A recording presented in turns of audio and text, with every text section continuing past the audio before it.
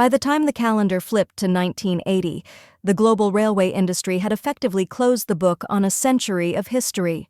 The verdict was in, and it was unanimous. Steam power was dead. In the eyes of the modern world, the steam locomotive was a dinosaur. It was a romantic, clanking relic that belonged in museums or on weekend heritage trips for tourists, not on the front lines of heavy industry. The future, we were told, was silent, clean, and efficient. It was the hum of electric catenaries in Europe and the low rumble of diesel electrics in America. Steam was dirty. It was labor-intensive. It was the technology of the Industrial Revolution, trying to survive in the age of the microchip. But if you were to look at a railway map of the world in 1981, you would have found the smoke-belching anomaly right at the bottom of the African continent. Down here, in South Africa, something strange was happening. While Britain and the US were busy cutting up their steam fleets for scrap metal, South African engineers were doing the exact opposite. They weren't just keeping steam alive, they were aggressively re-engineering it. They were asking a radical question that nobody else was willing to ask. What if the steam engine wasn't actually inefficient? What if we just gave up on it too soon? What if we took modern thermodynamics, science we didn't have in the 19th century, and applied it to these iron beasts? This is the story of a geopolitical pressure cooker that forced a nation to look backward in order to move forward. It's the story of the Red Devil, a machine that challenged the laws of physics and proved that history's technological timeline isn't always a straight line. To really understand why this machine exists, we have to talk about energy economics. Because in engineering, context is everything. You don't build a machine just because it's cool. You build it because you have to. For countries like the United States or the UK, switching to diesel in the mid-20th century was a no-brainer. Oil was cheap, accessible, and it saved on labor costs. But South Africa was in a completely different and much tighter bind. Geologically, South Africa is sitting on a gold mine, or rather, a coal mine. The Witbank coalfields are some of the most massive energy reserves on the planet. For the South African railways, fuel was literally lying in the ground beneath their tracks. It was abundant, and crucially, it was domestic. On the flip side, South Africa has almost no natural oil. Every single drop of diesel had to be imported on a tanker. And in the 1970s, that was a dangerous dependency. Between the OPEC oil crises of 73 and 79 and the growing international isolation due to apartheid sanctions, relying on imported fuel was a massive strategic risk. Overnight, oil prices quadrupled. The economy was vulnerable to anyone who decided to turn off the tap. So the railway executives did the math. Imported oil was liquid gold, volatile and expensive. Domestic coal was dirt cheap and secure. This economic reality forced South Africa to keep steam on the rails long after its expiration date. They didn't do it out of nostalgia. They did it because they needed locomotives that could haul heavy freight across thousands of miles using the only fuel source they could actually guarantee: coal. But here's the catch. You can't just keep running 1940s technology forever in a modernizing world. If they wanted steam to survive, they had to solve some serious problems, and the first one wasn't about fire. It was about water. Steam locomotives are incredibly thirsty beasts. A standard engine can burn through thousands of gallons of water in a few hours. That's fine if you're in rainy England, but much of South Africa's rail network cuts through the Great Karoo, a semi-desert where water is liquid currency. In the early 1950s, South African engineers tried to brute force a solution to this. They introduced a monster known as the Class 25 condensing locomotive. These things were fascinating engineering experiments. In a normal steam train, once the steam has done its job pushing the pistons, it's blasted out of the chimney. That's the white clouds you see. It's wasted water. The Class 25 changed that. It captured that exhaust steam and piped it back into a massive tender filled with radiators and giant turbine fans. The idea was to cool the steam down, turn it back into liquid water, and pump it right back into the boiler. A closed-loop system. On paper, it was brilliant. It allowed trains to cross the desert without stopping for water. But in reality, It was a maintenance nightmare. The desert is cruel to complex machinery. Dust and grime clogged the cooling fins. Oil seals failed in the heat. The turbine fans required constant, expensive attention. By the 1970s, the railways realized that the cost of keeping these complex condensers running was actually higher than the value of the water they were saving. They admitted defeat. They stripped the condensers off most of the fleet and converted them back to standard, water-wasting locomotives. It felt like they had hit a wall.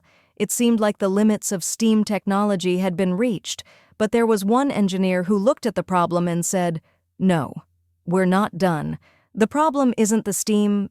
The problem is how we're burning the fire." Enter David Wardale. He was a mechanical engineer who refused to accept that steam was obsolete. He looked at the standard steam locomotive and saw a machine that was incredibly wasteful.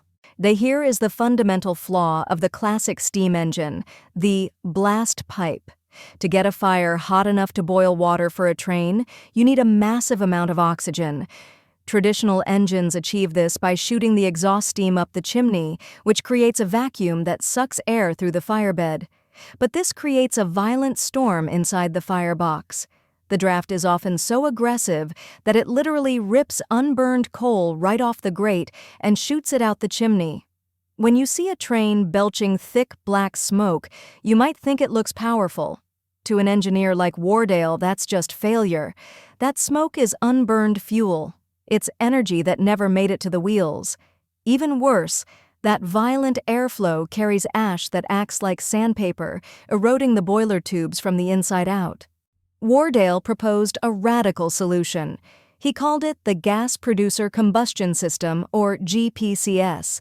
The concept was to turn the firebox from a simple furnace into a chemical gasifier. It sounds complex, but the principle is elegant. First, Wardale choked off the air coming from the bottom. This forced the coal bed to burn slowly and deeply, simmering rather than raging. Second, and this is the counterintuitive part, he injected steam underneath the fire. This gently stirred the coal and triggered a chemical reaction that released combustible gases. Finally, he introduced secondary air, high-speed jets of oxygen injected above the fire.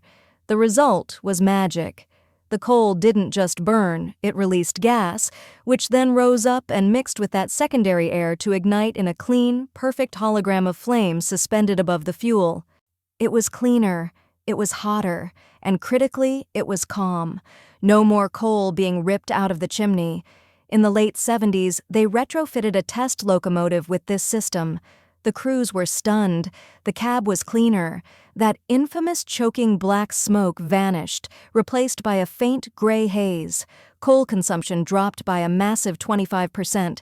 The firemen, who used to break their backs shoveling coal and fighting clinkers, found the work suddenly manageable. The theory worked. Now, it was time to take the gloves off. It was time to build the ultimate machine. In 1979, inside the Salt River workshops, a standard Class 25 NC locomotive, number 3450, was stripped down to its bare bones. Wardale and his team weren't just fixing it up for another run, they were completely reimagining what a steam locomotive could be. This wasn't a patchwork repair job. This was a rigorous, systems-level modernization. They were using early computer modeling to recalculate fluid dynamics and valve timing, tools that the original designers in the 1950s could only dream of. They installed the Gas Producer Combustion System, of course, but they didn't stop there.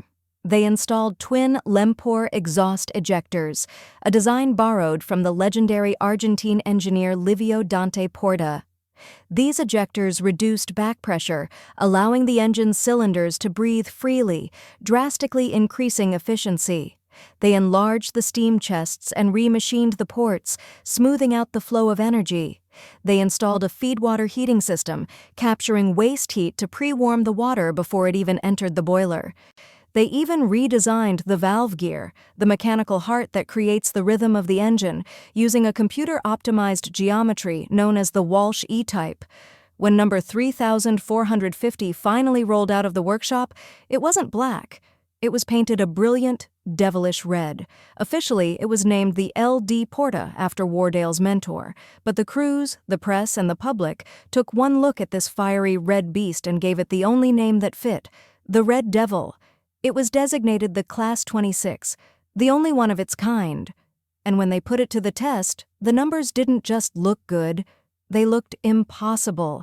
On the narrow tracks of South Africa, the Red Devil performed like a machine from a different timeline. Compared to the standard unmodified locomotives, the Red Devil slashed coal consumption by 28%.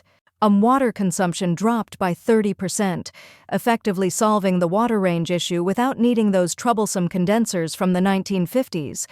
But the most jaw-dropping stat was the power. The drawbar horsepower, the actual muscle used to pull the train, increased by over 40%. It produced a starting tractive effort of 52,000 pounds.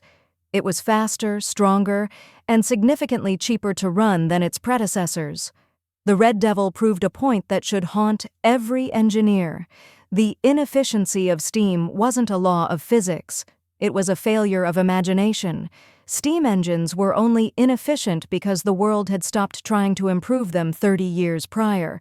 The locomotive operated successfully, validating every single one of Wardale's theories. It showed that with modern thermodynamics, steam could stand toe-to-toe with diesel, especially in a country with mountains of cheap coal. But technology doesn't exist in a vacuum. By the time the Red Devil proved its point, the momentum of the global railway industry was too heavy to stop. The infrastructure for diesel and electric maintenance was already being laid down. The strategic decisions had been made in boardrooms years prior. Despite the engineering triumph, the policy remained unchanged. Steam was on its way out. The Red Devil remained a prototype, a magnificent what-if, made of steel and fire. The story of the Class 26 Red Devil is more than just a footnote in a railway history book. It's a lesson in how economic and political realities shape the world we live in.